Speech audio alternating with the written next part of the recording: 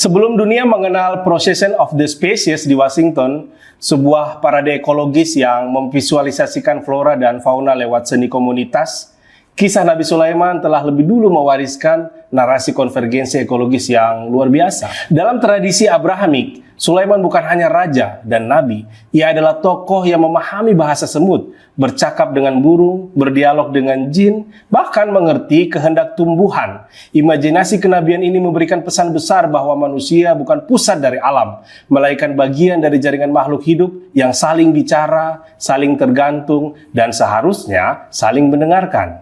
Itulah bentuk awal dari eco-dialog, sebuah kesadaran ekologis yang menolak kesombongan manusia sebagai makhluk paling dominan. Tapi mari turun dari kisah suci ke kenyataan yang paling kotor atau setidaknya dianggap kotor, yaitu sampah. Di Jakarta, tempat hidup lebih dari 10 juta manusia, dialog dengan alam tak lagi filosofis. Ia menjadi praktek keseharian yang bau, tertunda, dan sering diabaikan. Sampah di Jakarta bukan soal kebersihan. Ia adalah medan konflik antara kota dan pinggiran, antara modernitas dan ruang hidup warga, antara teknologi dan hak partisipasi.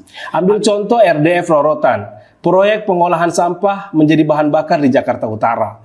Dalam narasi pemerintah, ini adalah jawaban canggih atas krisis TPA yang makin darurat. Tapi di lapangan, proyek ini disambut dengan spanduk protes dan keresahan warga. Kenapa? Karena warga merasa tidak pernah diajak bicara. Mereka tinggal berdampingan dengan tumpukan sampah, tapi justru menjadi pihak yang paling akhir dilibatkan. Bagi mereka, RDF bukan solusi, melainkan ancaman baru atas ruang hidup yang sudah sempit dan makin rentan. Dan disinilah persoalannya. Ketika kebijakan ekologis hanya dilihat sebagai proyek teknokratis, bukan ruang dialog antara manusia dan lingkungan, maka bahkan teknologi terbaik pun bisa memicu konflik yang sangat dalam. Hari ini kita akan membedah kata kunci sampah. Bukan hanya sebagai limbah, tapi sebagai simbol dari kegagalan mendengarkan. Saya, Ilham Afdol, dan inilah kata kunci dari LP3S.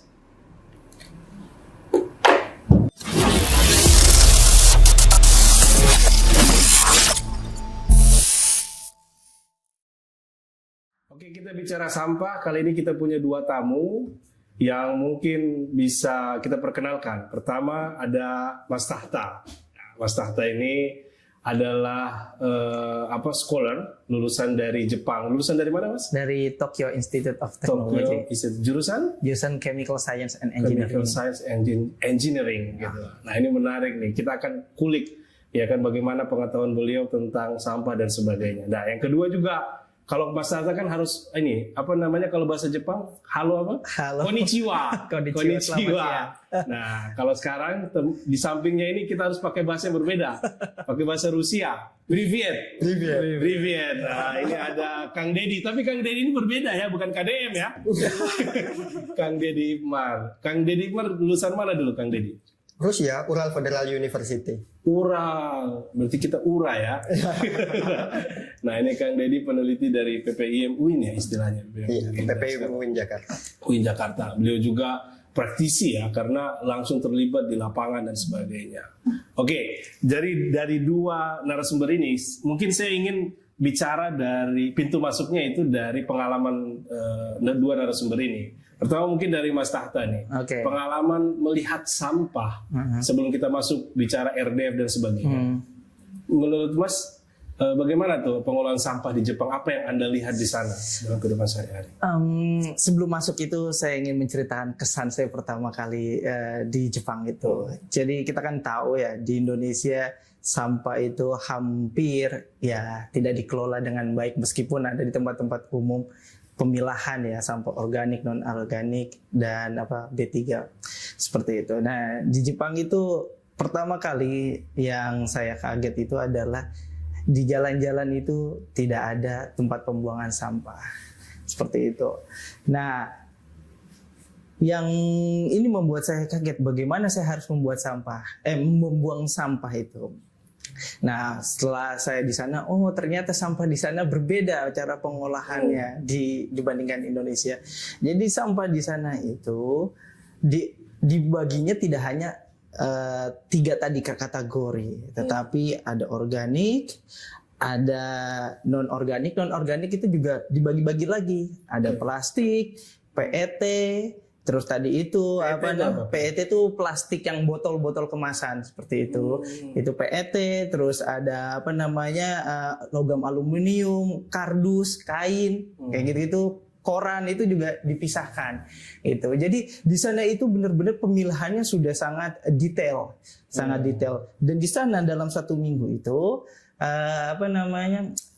ada jadwal pengambilannya. Ada jadwal pengambilannya. Jadi misalnya di tempat saya tinggal di daerah Kanagawa, meskipun kampus saya di Tokyo, tapi di Kanagawa perbatasan. Itu setiap hari, kalau nggak salah saya ingat itu setiap Selasa dan hari Jumat itu ngambil tadi sampah organik. Dan itu sampahnya itu kita nggak boleh dibuang. Kalau kita di sini kan buang tempat sampah begitu kan. Di sana tuh buang sampahnya nggak begitu. Kita beli di kombini itu kayak Alfamart, Indomart, sampah plastik. Jadi plastik khusus untuk membuang sampah organik. Harus ditaruh situ. Ya, nanti yang diambil ada jadwalnya seperti itu, gitu. Jadi benar-benar dipilih-pilih. Nah, kalau kita lihat di sini kan, ya kita campur aja gitu membuangnya. Dan yang ngambil itu kadang-kadang tukang sampah, ya dimasukkan, dikirim ke mana tempat pembuangan sampah akhir itu. Di sana tuh nggak begitu. Ya, Gitu. dan masyarakatnya disiplin. Disiplin banget. Jadi kita di jalan-jalan aja tuh. Kalau mau punya sampah kita tenteng sampahnya sampai rumah. Iya. Gitu. Jadi kira-kira. Iya. Kita tahan di situ ya, cerita Jepang. Ini dari Sino kita ke Rus. Nah, gimana kamerat? Coba, bagaimana Anda melihat itu? Waduh, kamerat ini. Gimana Anda melihat di Rusia pengalaman untuk sharing ke kita itu? Baik, kalau di Rusia pemilihan sampahnya belum sedetail itu, dia masih menggunakan 3 tadi ya. Detail banget memang. Nah, cuman yang saya jujur pertama kali saya belajar melipat sampah itu di Rusia, Bang. Melipat sampah tuh kayak gimana? Begini, Bang. Biasanya kalau kita ke kelas misalkan bawa botol plastik atau bawa botol minuman itu, nah mereka biasanya punya kebiasaan untuk mencopot mempreteli botolnya satu-satu tuh. Karena di kepalanya mereka itu sudah paham tuh, oh ini botol yang residunya ini bagian ini, organiknya bagian ini, non organiknya bagian ini. Kira-kira begitulah kalau mau diilustrasikan. Jadi itu dicopot satu-satu lalu kemudian dilipat dimasukin kantong. Oh, ada kebiasaan itu. Ada kebiasaan begitu. Berarti sudah terinstall di otak mereka ini kesadaran memilah sampah ya. Iya. Iya, yang itu yang kurang dari kita. Menurut saya itu yang jarang terlihat di sini. Mungkin ada beberapa tempat yang melakukan pemilahan sampah, tapi kan tetap aja tuh botol dianggapnya non organik, maka keseluruhan botol itu dibuang ke non organik tuh. Mungkin ini sudah level tingginya kita nih gitu yang sudah bisa memilah sampah, tapi itu juga belum sedetail apa yang saya lihat di orang-orang di Rusia. Iya. Oke, dari Jepang, Rusia kita ke Indonesia nih teman-teman. Indonesia kemarin ini, ya kan cepat ini kita pakai pesawat jet, kita turun ke Jakarta Utara. Ini ada isu, ini soal RDF. Mungkin udah pernah. Saya dengar itu. Isu itu. Jadi RDF ini ada penolakan, padahal kan ini teknologi canggih, high tech. Itu kira-kira bagaimana Anda melihat isu semacam itu?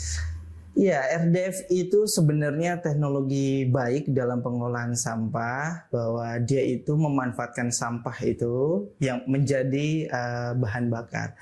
Nah, namun memang saya ikuti itu kasusnya itu, diantaranya itu yang dikeluhkan oleh masyarakat yang tadi itu adalah tentang bau sampahnya itu. Jadi, nah ini mungkin ada pengaruh besar karena budaya yang tadi saya bilang. Jadi kan sebenarnya RDF itu ingin mengolah sampah yang non organik atau yang susah didekomposisi di dalam tanah, sehingga harus steril dalam organik tadi itu.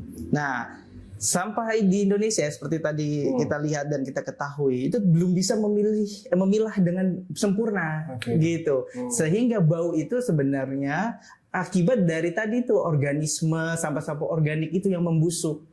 Makanya menjadi bau. Nah, kalau mau dari segi teknologinya ini bagus. Bagus memanfaatkan sampah. Karena di situ dia kapasitasnya mengolahnya itu RDF-nya 25.000 ton per hari.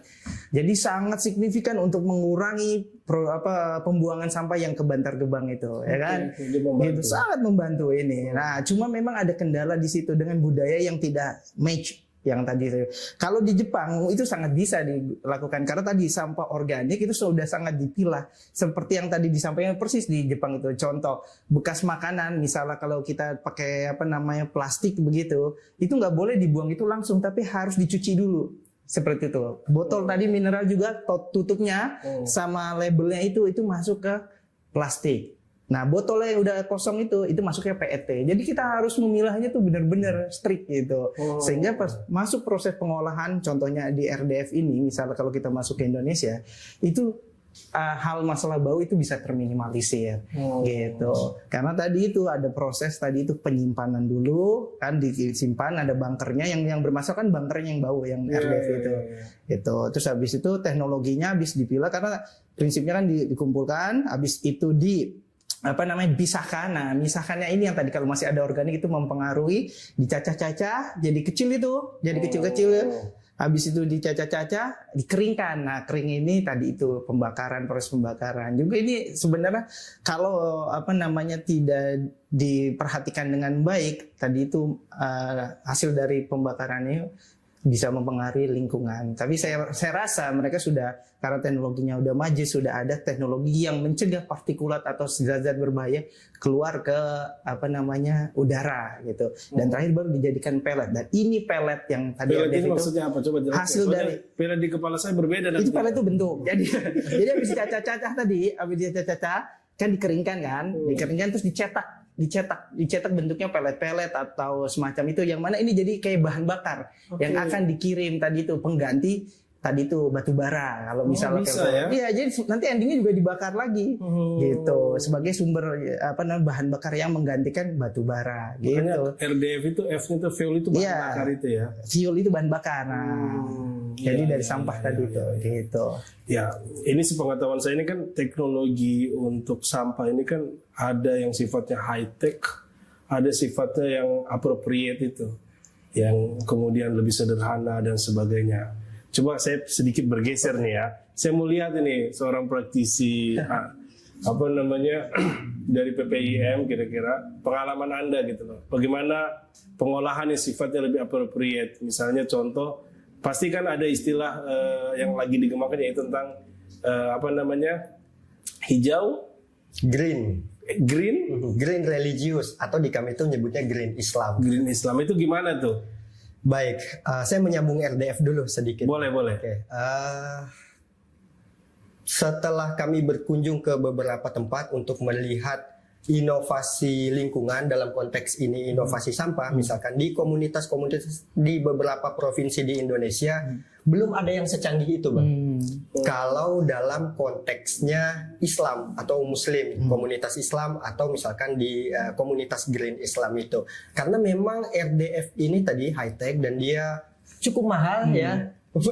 Cukup mahal juga. Oleh karena itu inovasi-inovasi di komunitas-komunitas Muslim ini masih sebatas misalkan yang organik jadi maggot, kemudian maggot itu nanti jadi pakan-pakan ikan atau ya kira-kira begitu. Lalu kemudian yang non organik ini jadi kerajinan-kerajinan non organik ini jadi kerajinan-kerajinan tangan tuh, tas, dompet dan lain sebagainya. Jadi memang dalam temuan penelitian kami di PPIUM Jakarta itu menemukan inovasi kita belum secanggih itu. Tapi mungkin saya jelasin dulu, kemudian masuk ke Green Islam ini. Di PPIM UIN Jakarta 2 tahun belakangan ini kami fokus meneliti tentang green religious yang kemudian kita kerucutkan ke Green Islam ini. Karena memang ternyata dalam temuan-temuan kami terdapat banyak organisasi-organisasi lingkungan yang menggunakan identitas atau simbol-simbol Islam. Sederhananya dakwah lingkungan gitu. Kenapa demikian? Karena dalam riset kami yang lain, misalkan dalam survei kami menunjukkan bahwa ternyata masyarakat Muslim itu akan lebih percaya, akan lebih nurut kalau yang menyampaikan itu adalah pemuka agama. Kalau yang menyampaikan itu pemuka agama gitu. Oleh karena itu strategi ini dinilai baik untuk mengajak masyarakat atau dalam hal ini mengubah etika masyarakat dari yang tadinya buang sampah sembarangan hingga kemudian sudah bisa membuang sampah pada tempatnya. Harapannya bisa memilah sampah sedari awal.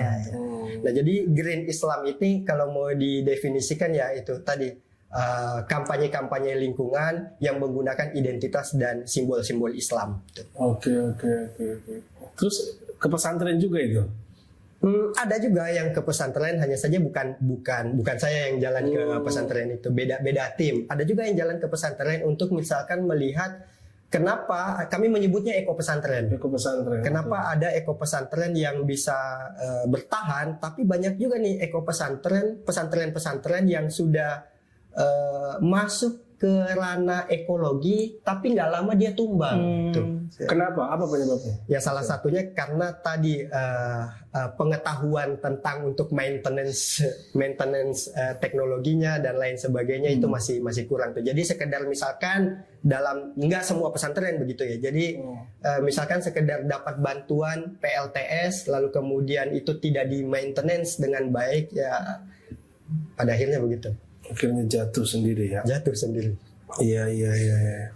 Nah, tadi kita ke Mas Tahta. Pertama, sebenarnya RDF itu kan dia high tech, dia dibuat oleh negara. Sedangkan di sisi lain, negara itu harus berjalan juga harus ada afirmasi dari masyarakat. Betul. Gitu. Buktinya teman-teman PPM ini menggerakkan apa yang disebut dengan, ya kalau saya sebut idol ya. Mereka sebagai pemimpin karismatik yang bisa menggerakkan untuk kebaikan, kira-kira begitu ya. Nah, jadi ada dua sistem yang berjalan sekaligus. Nah, Anda melihat ini seperti apa? Khusus kita bicara sampah ini, kesadaran itu. Ya. Memang ini agak sedikit tantangannya berat ya buat di Indonesia, seperti tadi disampaikan bahwa ternyata hasil survei tadi mengatakan bahwa yang paling efektif kampanye tentang lingkungan itu adalah ustadz-ustadz atau komunitas yang berlabelkan Islam, gitu. Nah, ini memang ada harus kerjasama, kolaborasi sama. Seperti tadi ini RDF itu kan dari perspektif negara atau pemerintah ingin mengolah sampah secara cepat untuk tidak berkembang masif. Betul. Tetapi dia mungkin lupa atau luput bahwa sampah itu mesti ditanggulangi dari hulu sampai hilir. Betul. Hulunya tuh apa? Di rumah tangga, ya.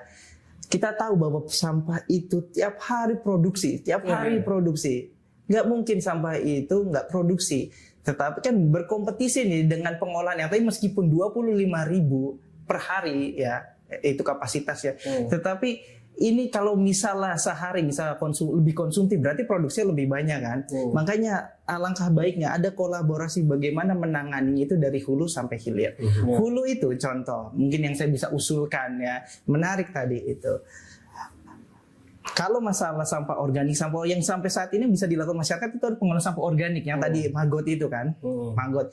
Dan ini maggot ini kalau mau dijadikan gerakan masif di masyarakat itu bisa tadi kerjasamanya sama apa? Bisa, ini arahnya bisa jadi industri, ya. Tadi kan maggot ini bisa buat makan ternak, ya kan, lele, ayam dan seterusnya. Kerjasama sama misalnya Kementerian Perindustrian atau bisnis di sana, bisnis punya perikanan atau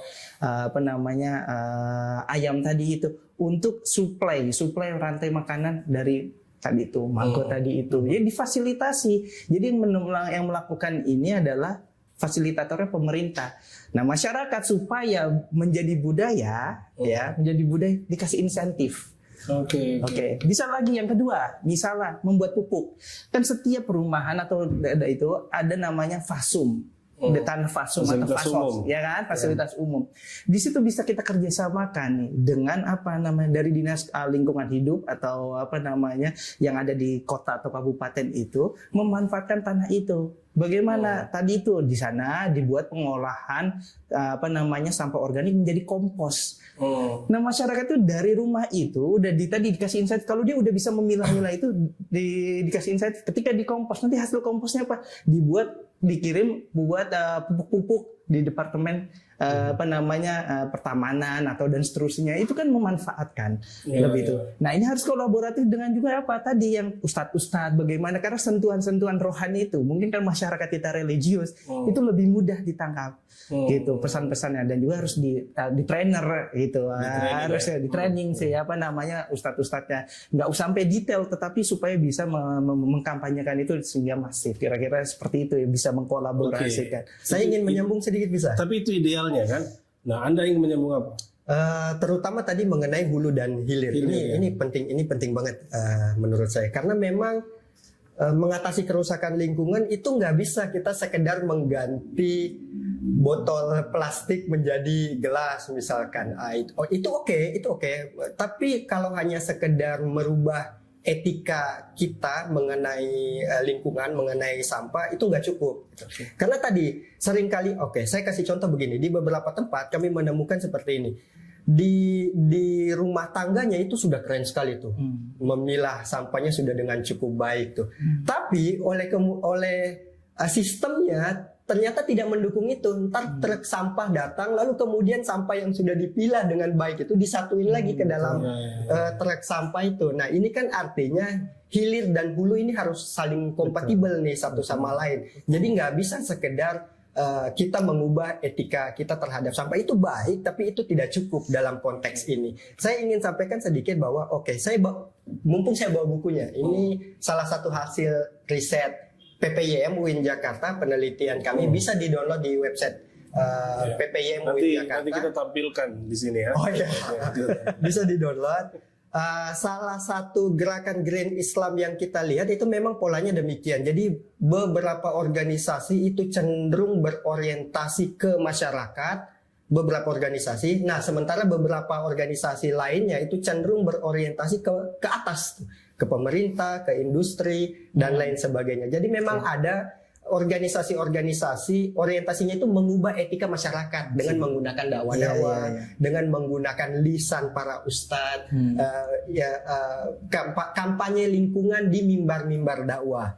Nah, sementara organisasi-organisasi lainnya ada juga yang melihat problemnya itu justru di sini nih. Nah tadi oleh karena itu ada juga organisasi-organisasi, beberapa organisasi itu yang orientasinya itu kecenderungannya mengkritisi pemerintah, mengawal industrialisasi, terutama perusahaan-perusahaan, dan menurut saya itu bagus-bagus saja gitu. Dua kecenderungan orientasi gerakan ini. Yang pertama adalah mengubah etika masyarakat. Yang kedua itu mengawal pemerintah. Jadi ada yang mengawal hilirnya, ada yang mengawal hulunya. Iya. Itu nggak bertabrakan mereka? Dalam konteks tertentu tidak juga, karena begini, beberapa organisasi itu kadangkala dia nggak statis gitu, nggak selamanya dia mengawal hilir lantas kemudian tidak mengawal hulu begitu, nggak statis demikian gitu. Kadang-kadang ya, tapi orientasi atau kecenderungan utamanya dia hilir, meskipun dalam gerakannya kadang-kadang juga mengubah etika masyarakat juga begitu kira-kira. Iya. Nah. Gimana? Ada komentar? Itu saya setuju itu. Jadi kita memang kita harus mulai dari hulu dan hilir. Kata kuncinya di situ tadi. Kata kuncinya di situ. Hulu dan hilir. Harus kita itu.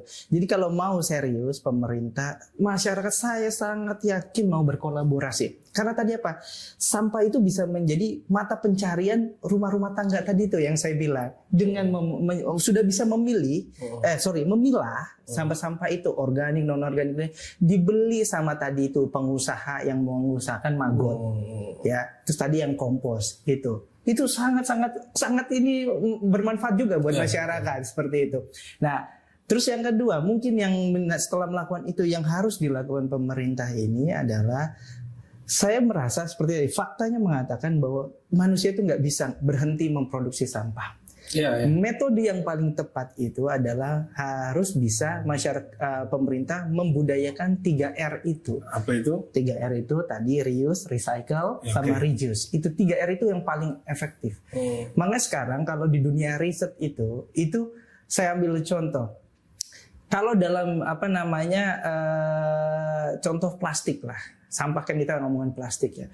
Kalau contoh yang tadi RDF, ini juga menjadi kendala ketika si sampah itu diolah menjadi sudah RDF, terus dibakar jadi bahan bakar. Artinya ketika dia mau produksi sampah plastik kan berarti harus melihat ngambilnya dari mana sih produksi sampah plastik plastik ini, dari minyak bumi dan seterusnya. Jadi ini akan produksi terus. Tapi kalau recycle ya itu nggak akan mengambil sumber yang primer tadi itu, dan juga tidak akan menghasilkan dampak pembakaran. RDF ini apa tadi? Pencemaran iklim, lingkungan panas, global warming itu. Makanya harus di recycle, itu yang paling ideal gitu. Jadi harus ada recycle dulu. Iya, recycle. Terus 3R itu prinsip itu. Harus itu, kalau bisa itu jadi nanti endingnya apa? Sampah di dunia ini sustain dalam di sini adalah jumlahnya tetap, maksud saya. Jadi nggak bertambah melonjaknya tinggi, berkurang juga nggak terlalu. Jadi kita keep seperti ini karena kemampuan alam terbatas. Makanya kalau di bidang pencemaran udara itu sekarang lagi banyak tuh riset tentang namanya adalah carbon neutrality. Apa itu? Carbon menetralisir karbon. Jadi carbon neutrality itu gini. Jadi alam itu punya kapasitas untuk menyerap karbon yang di udara ini supaya pencemaran tadi itu, global warming dan seterusnya itu tidak terus naik, dibuat netral. Jadi ada batas kapasitas, ada kemampuan produksinya dari aktivitas manusia.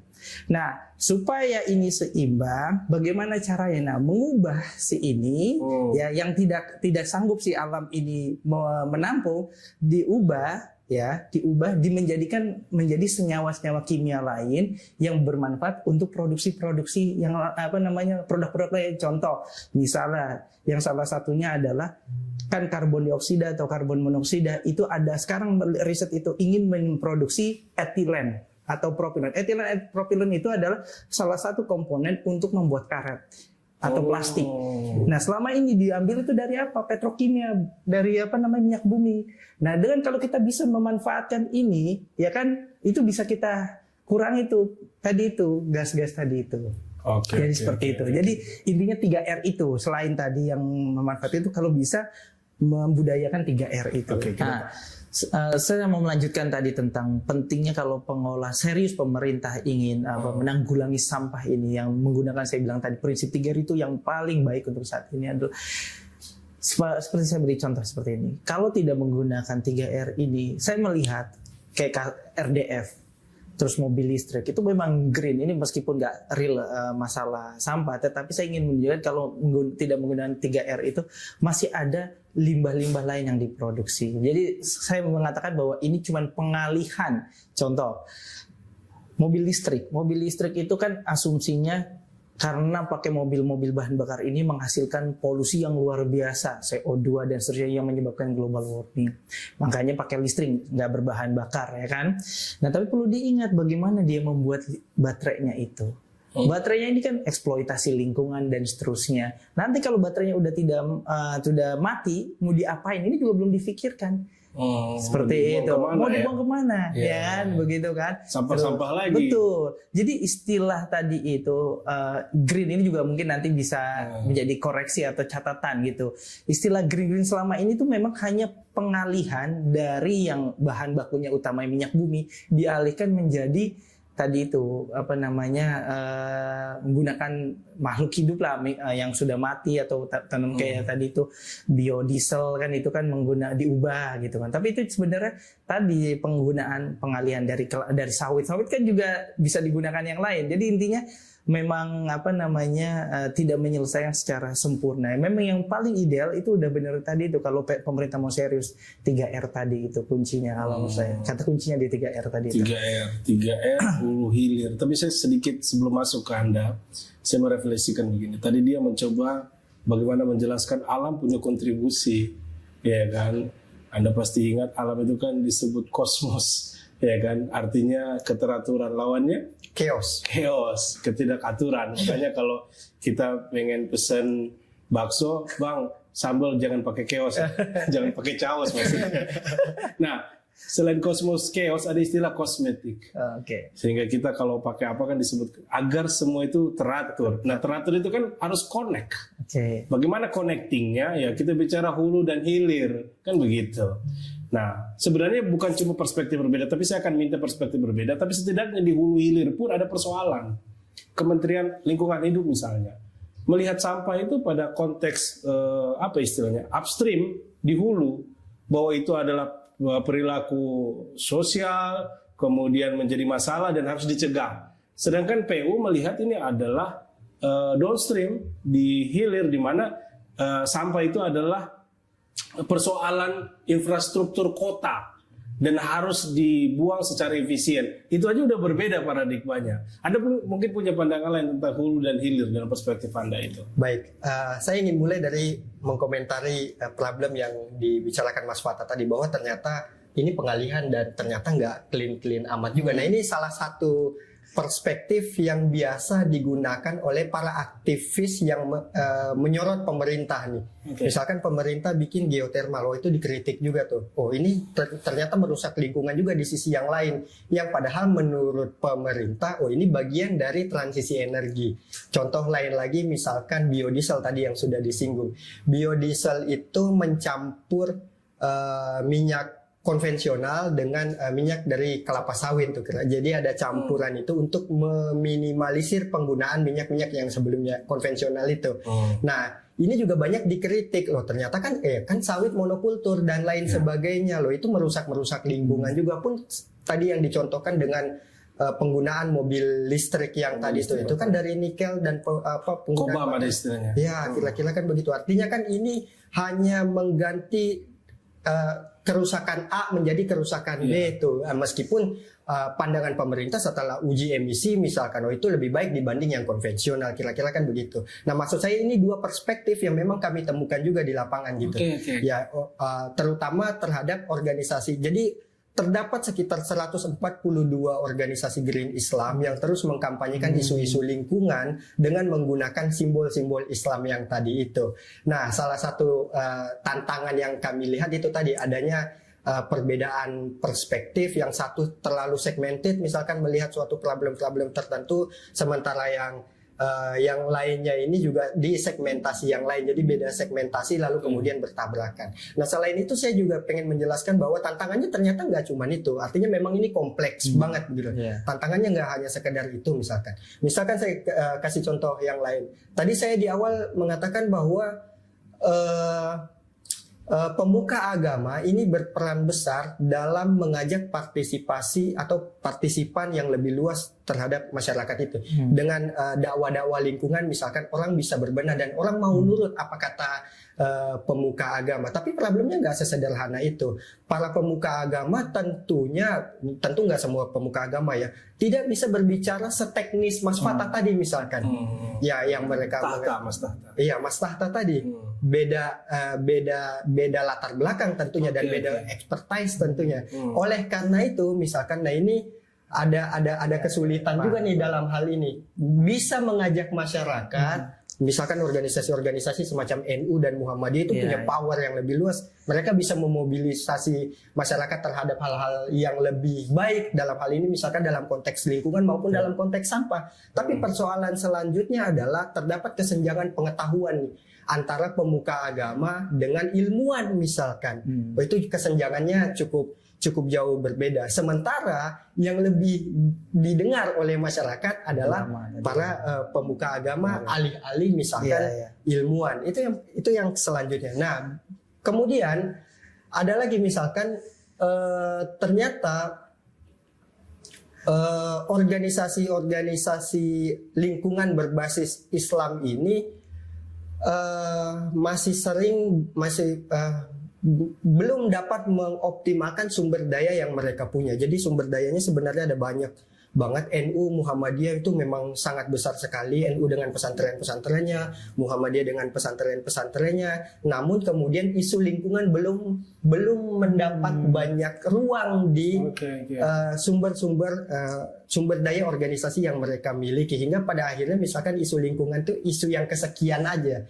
Dan memang misalkan kalau kita tarik lagi ke penelitian PPIM yang lainnya, Memang Tapi ini serius. Jadi Anda mengatakan bahwa di Muhammadiyah itu belum menjadi prioritas atau belum mendapat ruang isu-isu lingkungan. dibanding isu-isu yang lain, Oke. isu ini belum mendapat ruang. Misalkan kayak isu toleransi dan lain sebagainya. Itu Kita lebih masih besar. kita masih banyak bermain di wilayah isu itu dibanding misalkan di wilayah green Islamnya. Ini yang masih kurang mendapatkan tempat. Begitu kira-kira. Dan memang kalau kita misalkan melihat di penelitian PPM yang lainnya, kita menemukan bahwa isu ini cenderung elitis. Isu ini cenderung elitis, orang-orang yang dengan misalkan pendidikan yang lebih tinggi yang biasanya punya punya ketertarikan terhadap isu-isu yang semacam ini. Sementara yang menengah ke bawah itu biasanya kurang Tidak tune in lah ya, Iya. isu-isu ini ke akar rumput ya. Iya. Anda punya komentar? Iya, menarik itu fakta yang tadi disampaikan bahwa adanya perbedaan perspektif antara tadi itu pemerintah, masyarakat, terus yang kedua adalah tidaknya tune in tadi yang kata kuncinya tadi di situ. Itu menarik begini, artinya satu ini ada peluang yang saya melihat. Peluang artinya pemerintah kalau mau serius bisa ada media yang jelas hasil kajian ini menggunakan tadi ulama-ulama itu untuk mengkampanyekan itu harus didampingi ya seperti itu, didampingi para saintis gitu, para saintis untuk menjelaskan atau tidak dalam setiap kajian atau ini dihadirkan untuk memberikan sosialisasi Sekurang-kurangnya Betul. aktivis yang paham teknisnya lah. Betul. Dan yang kedua yang bisa dilakukan pemerintah ini kan gini, saya melihat ya sebagai bukan di bidang sosial, tapi yang saya melihat penglihatan saya gini, masyarakat tuh makin bergairah kalau ada stimulus-stimulus dalam arti apa yang bermanfaat bagi dia.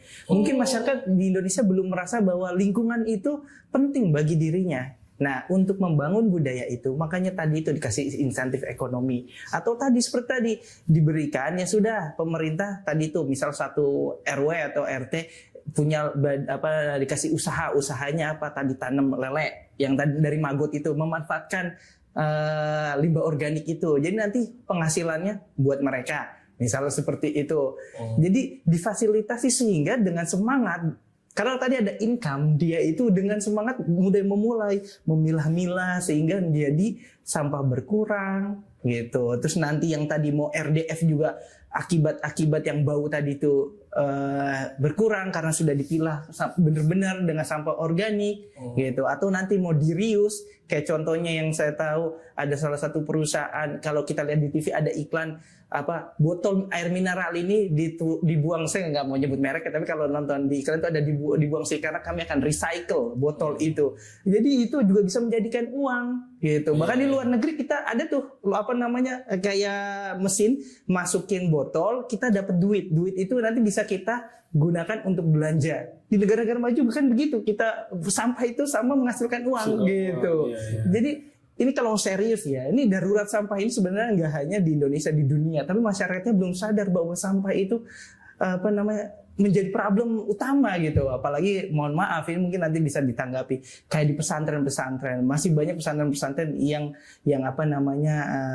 kurang peduli dengan itu, masih banyak. Padahal orangnya banyak, terus di Islam juga mengajarkan itu kan kebersihan sebagian dari iman. Itu bagaimana juga peran dari kiai-kiai dan ulama itu memberikan contoh dan mengedukasi itu. Iya, jangan-jangan pesantren itu sudah mampu melalui ulama, kiai dan sebagainya mengajak untuk mencintai lingkungan sampah, tapi dia kurang insentif kayaknya, insentif pahala Mungkin kurang. aja. Janji surga itu kurang. Masih mau yang real ya, material ya. Itu yang bisa menggerakkan. Tapi saya bisa menanggapi itu, Bang. Itu gimana? Saya bisa menanggapi. Coba singkat. Dalam penelitian kami datang ke komunitas-komunitas muslim dan meneliti mengapa ada suatu komunitas muslim yang bisa melahirkan inovasi dan kenapa di desa sebelahnya ini enggak, atau sekurang-kurangnya sudah pernah tapi justru mati. Nah ini ternyata jawabannya bukan insentif ekonomi. Apa itu? Insentif ekonomi adalah pendorong lain, tapi meskipun begitu ada atau tidak adanya pun insentif ekonomi, selagi ada 3 variabel ini, itu inovasi masih dimungkinkan. Yang pertama itu itu modal sosial kapital yang sosial kapital. Yang kedua itu ada institusi agama. Lalu kemudian yang ketiga itu adanya agensi. Kami menyebutnya inovator lokal. Jadi perpaduan antara tiga interaksi inilah yang kemudian dapat menciptakan atau inovator lokal dapat mengaktifasi modal sosial yang mereka miliki untuk kemudian melahirkan inovasi-inovasi lingkungan. Meskipun pada ujungnya sebagaimana yang saya tadi terangkan di awal, inovasinya belum se-high tech itu.